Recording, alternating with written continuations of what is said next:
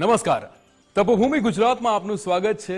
ઈશ્વરીય ભક્તિની આ યાત્રામાં હું છું વિક્રમ, આપની સંગાથે. આજના દિવસને સાર્થક કરવા આપણે કરીશું ગિરિજાલાલ ગજાનન ગણપતિનું સુમિરન. જેના માટે આજનો આપણો પડાવ છે વિઘ્નહર્તા વિનાયકનું એવું ધામ જ્યાં રોજ આવે છે ભક્તોના પત્રો. લાગીને નવાય? જી હા, એક ટપાલ ગણપતિ બાપ્પાના નામ મોકલી ભક્તો થઈ જાય છે ભાર મુક્ત. પણ આ અલભ્ય મંદિર જઈ વિનાયક દેવના દર્શન કરીએ તે પહેલા પ્રારંભ કરીએ આરતીથી.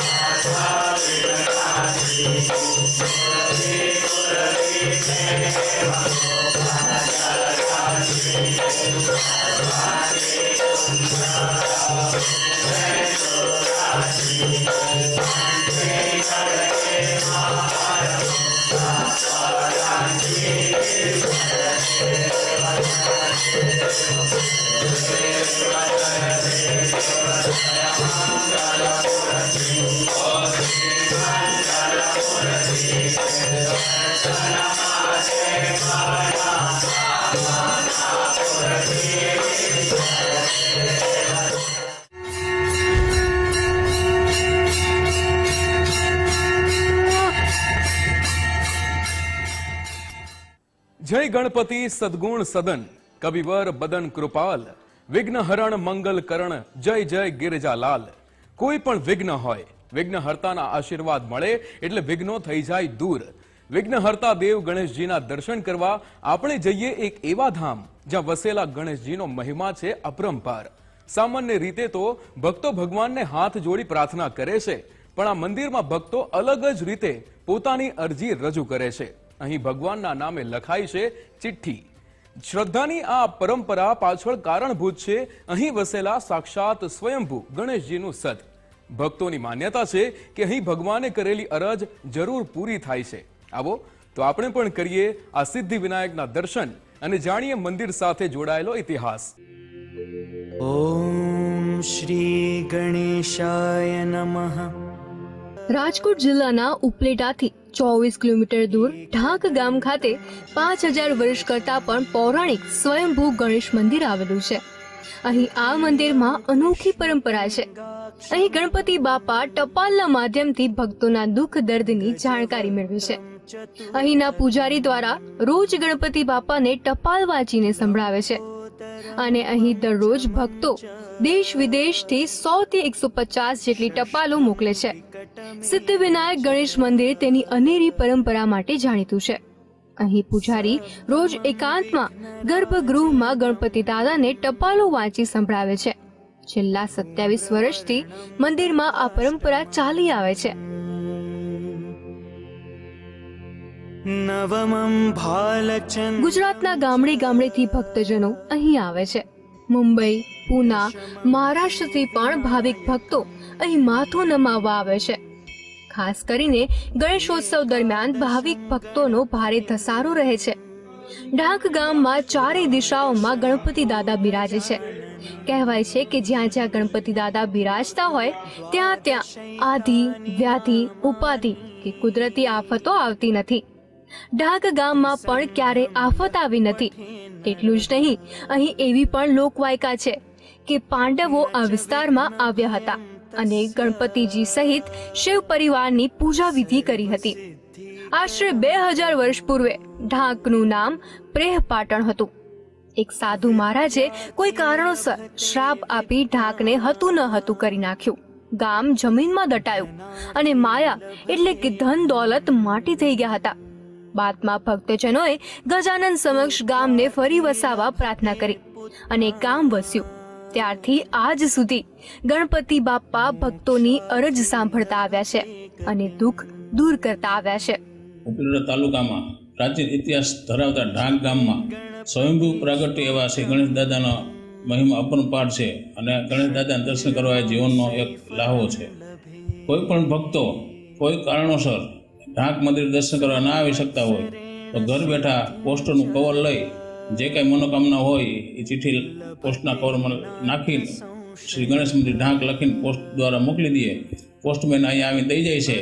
દાદાને હું ચરણે ધરીને કાલાવાલા કરું છું. વાંચીને કાલાવાલા કરી દાદાને અરજી કરીને દરેક ભક્ત મનોકામના પૂર્ણ થાય એવી પ્રાર્થના કરું છું. સિદ્ધિવિનાયક ગણેશ મંદિરમાં શરૂઆતમાં લોકો આશીર્વાદ મેળવવા માટે સગાઈ કે લગ્નની કંકોત્રી મોકલતા. ક્યારેક પોતાનું કામ પૂરું થાય તે માટે બાધા રાખતા. ધીરે ધીરે લોકોએ પત્ર દ્વારા ભગવાનને વિનવવાની શરૂઆત કરી. મંદિરના પૂજારી કૈલાસવાસી પૂજ્ય દયાગીરી બાપુએ શરૂ કરેલી પરંપરા તેમના પુત્ર અને હાલના મંદિરના પૂજારીએ જાળવી રાખી છે. તેઓ રોજ ટપાલમાં આવેલ કવરો ખોલી ભાવિકોની પ્રાર્થના, દુઃખ દર્દ, મનોકામના ગણપતિ દાદા સમક્ષ એકાંતવાસમાં વાંચી સંભળાવે છે. છેલ્લા 27 વર્ષથી ભાવિકોની આવેલી તમામ ટપાલો મંદિરના પોસ્ટ રૂમમાં સાચવીને રાખવામાં આવી છે. ગણેશોત્સવ દરમિયાન મંદિરે દર્શન માટે ભાવિક ભક્તો ઉમટી પડે છે. પૂજારીના જણાવ્યા મુજબ મંદિર દ્વારા ક્યારેય ફંડ ફાળો, દાન ઉઘરાવવામાં આવતા નથી. તેમજ સ્વયંભૂ સિંહનું વાહન ધરાવતા આ સિદ્ધિવિનાયક ગણેશના મંદિરે ગણેશ ચતુર્થીના દિવસે 1008 મોદક યજ્ઞ રાખવામાં આવે છે. તેમજ મહાપ્રસાદનું આયોજન પણ કરવામાં આવે છે. સિદ્ધિવિનાયક મંદિર જે જિલ્લો રાજકોટ ઉપલેટા તાલુકાની અંદર ઢાક ગામમાં આવેલું છે, જે ગણપતિ દાદા હજારો વર્ષોથી અહીંયા બિરાજે છે, જેને અમે આજ સેવા કરવા આજ અમારી પાછળીથી છઠ્ઠી પેઢીથી અમે સેવા કરીએ છીએ અને દાદા હાજરા હાજર છે અને બધાના ભક્તોના ધાયરા કામ કરે છે. જે કોઈ માણસો ભક્તો દેશ વિદેશથી જે આવી શકતા નથી તે પત્ર દ્વારા પોતાની મનોકામના જણાવે છે અને પત્ર દ્વારા પોતાનો દાદા એની મનોકામના પૂરી કરે છે અને પાછો તે પત્ર દ્વારા દાદાનો આભાર માને છે અને દાદાની ગદગદ હવા એનું ખૂબ ખૂબ દાદાનો આભાર માને છે અને દાદા જલ્દી અમે પાછા તમારા દર્શન કરવા આવીએ એવી અમને તમારો આશીર્વાદ મળે. નવમં ભાલચંદ્રમ ચ. આ મંદિરમાં પટાંગણમાં પહોંચતા જ પહેલા ગણેશજીના મોટા ભાઈ કાર્તિકે તેમજ શિવ પરિવારના દર્શન થાય છે. ગણપતિ દાદાને વાહન તરીકે ઉંદર હોય છે, પરંતુ અહીં તેમનું સિંહનું આસન છે. જેની પર ગજાનન બિરાજમાન છે. અમે જામનગરથી આવીએ છીએ. જ્યારે બી આ રસ્તામાં આવીએ ત્યારે અમે અહીંયા ગણપતિ દાદાના દર્શન કરવા ચોક્કસથી આવીએ જ છીએ. આ ગણપતિ દાદાને ખાસિયત એવી છે કે જે કોઈ પોતાની મનોકામના ટપાલ દ્વારા લખીને અહીંયા મોકલાવે તેમની માનતા જરૂરથી પૂરી થાય છે અને તેના બાદ માનતા પૂરી થયા બાદ અહીંયા પણ આવે છે દર્શન કરવા માટે. સૌરાષ્ટ્રના અતિ પ્રાચીન ગણેશ મંદિરમાં ઢાકના ગણેશ મંદિરની ગણના થાય છે. જય ગણેશ. બહુ પુરાણિક ઢાકનું પુરાણિક બહુ મંદિર છે ગણપતિ બાપાનું, અને અહીંયા અમને બહુ શ્રદ્ધા છે. અમે દર 15 દિવસે આવીએ છીએ અને અહીંયા અમે લેટર પણ મોકલીએ છીએ ટપાલ દ્વારા. જે કોઈ સગાવાલા કોઈને મનોકામના કાંઈ અટકતું હોય કામકાજ તો પૂર્ણ કરવા માટે થઈ અને અહીંયા ટપાલ મોકલીએ છીએ, જેનો અમને જવાબ પણ મળે છે અને દાદાની દયા પણ છે. અમારા કામ પણ પૂર્ણ થઈ જાય છે. ઢાક ગામ ખાતે દર વર્ષે ગણેશ મહોત્સવ ઉજવાય છે. અહીં ગણેશ મહોત્સવનો અનેરો મહિમા છે અને અહીં આજુબાજુના ભાવિકો દર્શનાર્થે આવે છે. અહીં ભાવિકો દ્વારા ટપાલ લખી અને મનોકામના પૂર્ણ કરે છે. પૂર્ણ ગુજરાતના ગણપતિ મંદિરોમાં ઢાક ગામ ખાતે આવેલ ગણપતિનું મહિમા અલગ છે. અહીં ભાવિકો હોશે હોશે દાદાને ટપાલ દ્વારા મનોકામનાઓ લખે છે અને તમામ મનોકામનાઓ અહીં પૂર્ણ થાય છે.